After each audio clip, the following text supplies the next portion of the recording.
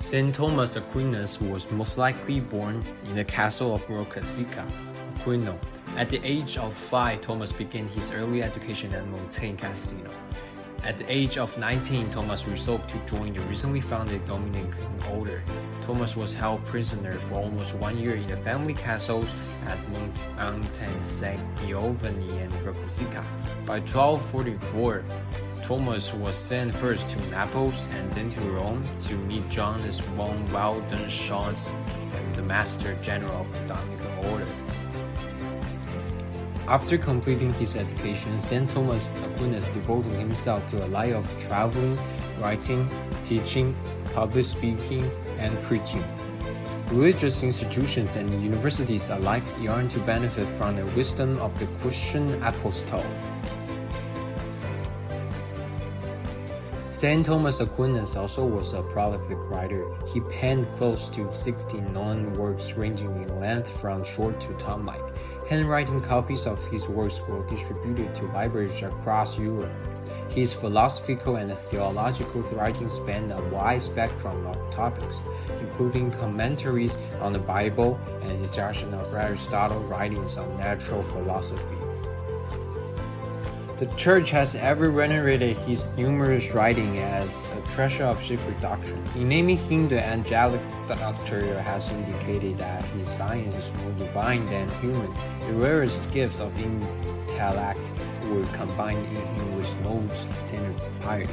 Prayer, he said, had taught him more than study. His singular devotion to the Blessed Sacrament shines forth in the office and hymns which he composed for the Feast of Corpus Christi.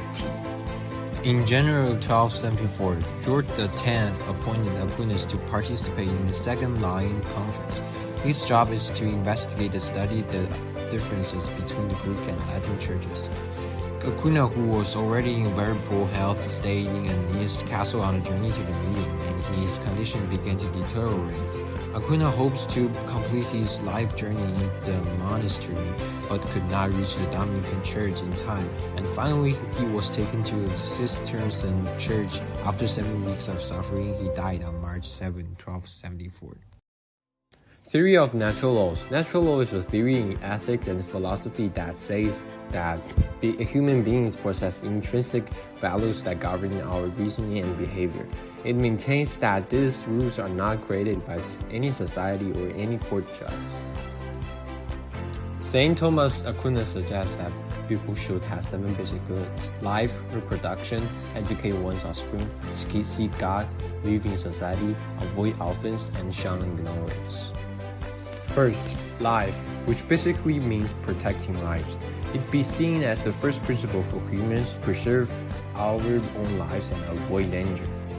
We need to make sure our action is not hurting ourselves so that we can have a better life. Second, reproduction, which basically means make more lives. And bringing more lives to the world can benefit human society, can make our society thrive due to a large population.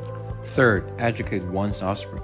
Being as human beings, we need survival techniques and knowledge to develop our personal strength. So it's essential for ones to educate one's offspring in order to have a better future. Fourth, seek God. People should desire to seek God in our daily lives, whether exposed to the idea or not. Human beings believe in God as a belief, which would encourage us to keep thriving and keep living. Fifth, live in society. It's seeing humans as naturally social animals. It's basic to live in community with each other. For instance, friendship, partnership, familyship. Sixth, avoid offense. If one did something wrong and let others turn against them, one would feel shame and guilty. So people should not be offense to others. We need to avoid offense. The final one, shun ignorance. People are born naturally and desire knowledge. We human beings want to be right. And this trait shared with non-human animals. In order to survive, knowledge is essential. On the other hand, ignorance means death. Here's some reflections for 2020 teachers. And first, there are some positive things. We took trips during break time, and we also asked many questions in different aspects, like cultural, traditional, during our trips. Of course, there are some negative things. The first one is like quarantine for a couple weeks and no social interaction. And second is COVID-19 seems to be the biggest challenge and fear to the aspect of protecting ourselves. Just war theory. Wars occur for a just and good purpose rather than a pursuit of wealth or power. Just war must be waged by properly instituted authorities such as a state. People must by a central motive even at the midst of violence. The main idea of the just war theory is to make the war less evil and to guide the country to take the right actions during the war. From our perspective, wars are always wrong. The existence of this theory can lead us to avoid conflicts and war. We all know the severity and harmfulness of a war that can bring to a country and a society. The just war theory motivates states to find other ways of resolving conflicts.